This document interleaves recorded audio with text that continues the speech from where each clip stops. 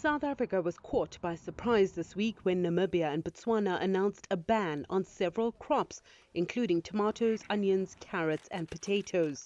The issues between South Africa, Botswana and Namibia must be resolved at government level.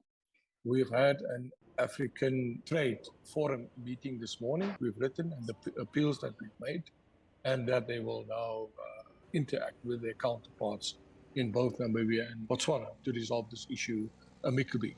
Namibia and Botswana claim they need to develop their agricultural industries, but can't if over 90% of fresh produce is coming from South Africa. Namibia's farmers have welcomed the move, but were also caught off guard. I was also quite shocked when I read about it in the daily papers. Our greenskins, which is supposed to mean one of the sharpest points on our fight to actually want to encourage Namibian farmers to produce vegetables. Some of them aren't running currently. Some of them are run down. The government is trying to offer them to international investors. So I'm sitting on a 50-50 here. One side, I'm saying yes, local empowerment. The other side, I'm a bit worried because do we really have the capacity? I'm not that sure. Trade between the countries is governed by the Southern African Customs Union. Agri-SA says the ban goes against the trade agreement.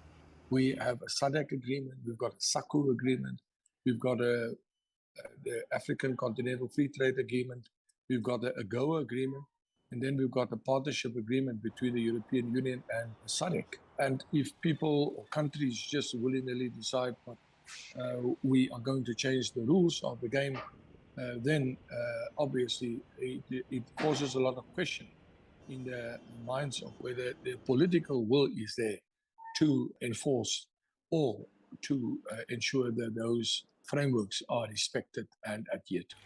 There are concerns that this was a rushed decision without proper consultation. When I spoke to other farmers, particularly the cattle farmers, they have been saying that, look, Mitch, we're worried because if South Africa retaliates by saying, okay, since you guys don't want our fresh producers anymore, we're closing our borders to your cattle.